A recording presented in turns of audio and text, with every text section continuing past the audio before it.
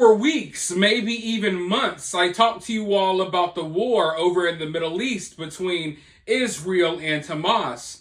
I warned you all about the Houthis in Yemen, and I reported to you all when the Houthis started targeting and hijacking ships in the Red Sea. They were hijacking cargo ship after cargo ship. And at some point, I stopped reporting on it because it stopped feeling like news. Because every day I would wake up and there would be a new ship hijacked. Or there would be more drones and missiles fired at ships from the Yemen or from the Houthis in Yemen. They shut down basically this international trade route, causing dozens of countries to lose billions upon billions of dollars. There wasn't really much response to these attacks. You have to understand, folks, the Houthis are sending off these drones, right? Drones that cost them anywhere between $200 to maybe $2,000. They're firing off these drones at ships, and the U.S. Navy is shooting down these drones with missiles that cost around $2 million. So every time we shoot down a $500 drone launched by the Houthis, we're spending millions. Now, like I said, we really didn't do much about this. At one point, finally, we blew a couple of their little speedboats out of the water. I thought that was pretty entertaining. But now, we have answered back in full force. I warned you all this was going to happen, but it took longer than I expected. It's been kind of a slow burn. I know that much of the world, they're ready to move on from what's going on between Israel and Hamas.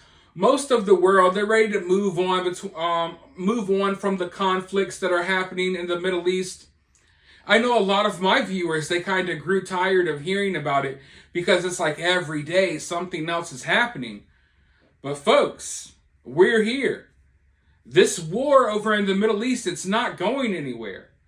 Yeah, it's taken longer than expected to get as bad as it's getting now, but it's getting bad, folks.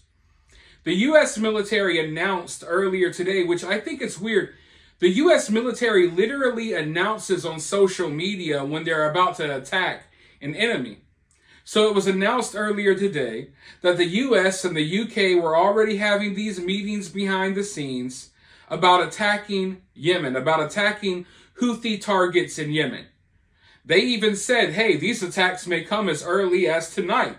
And ladies and gentlemen, at the time of this recording, they are bombing the living hell out of Yemen.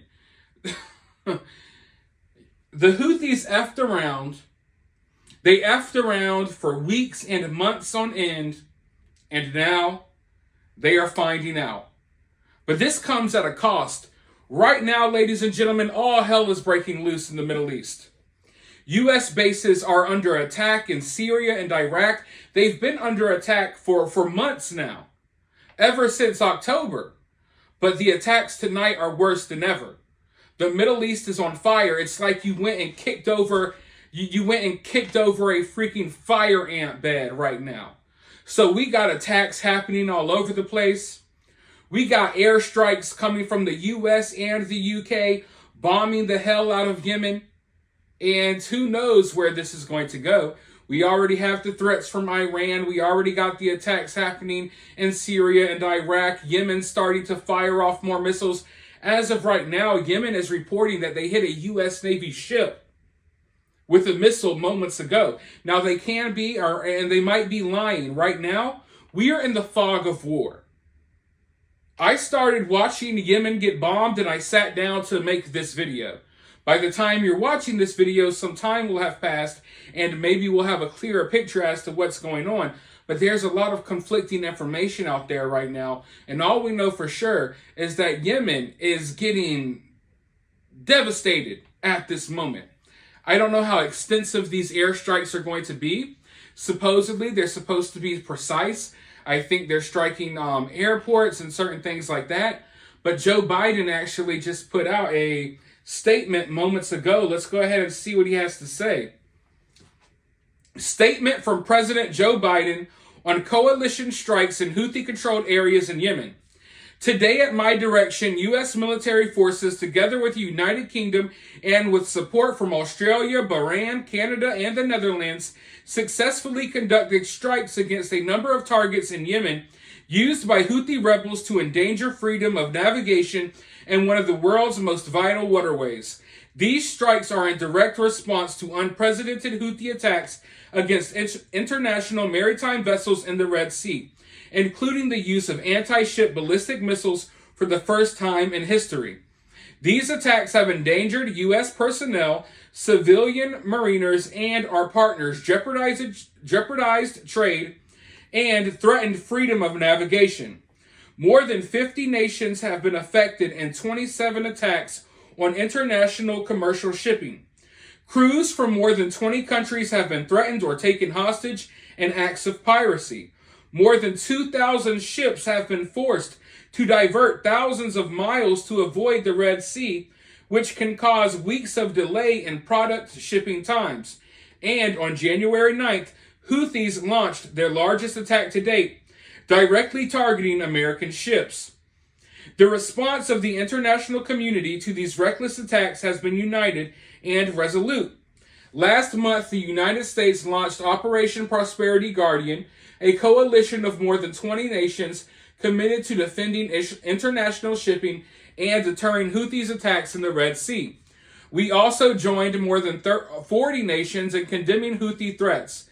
Last week, together with 13 allies and partners, we issued a warning that Houthi rebels would bear the consequences if their attacks did not cease.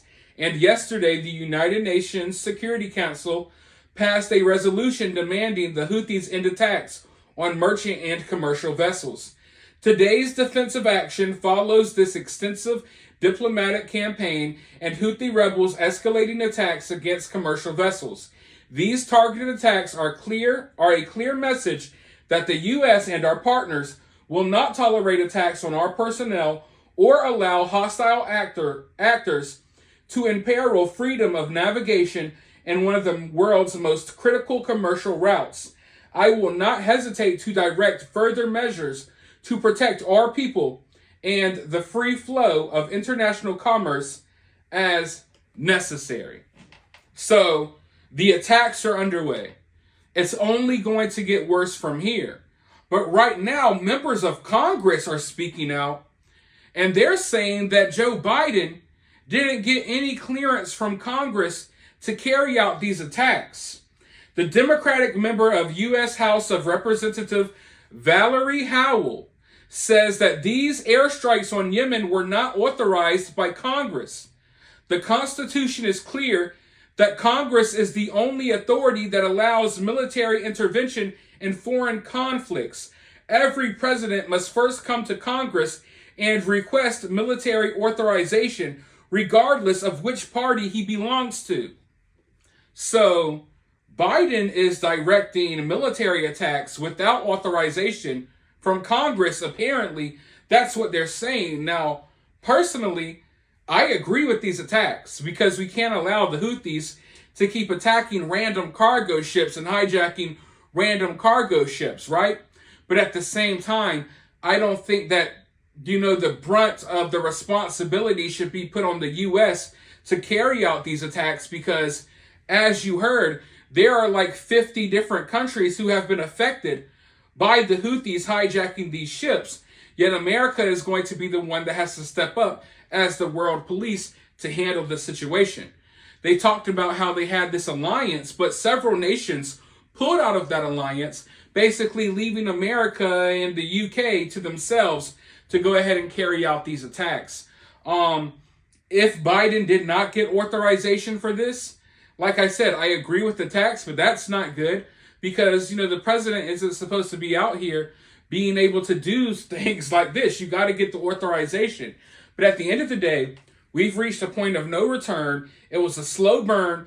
I knew this moment would come. I knew it was only a matter of time. It took months longer than expected because it really feels like we sat here and we allowed the Houthis to get away with this for months. And finally, I guess, the straw that broke the camel's back was the oil tanker that recently got taken over. There's a lot of stuff going on in the region right now, but as of right now, I'm trying to figure out exactly what's going on, but rest assured that the folks in Yemen are not having a good night.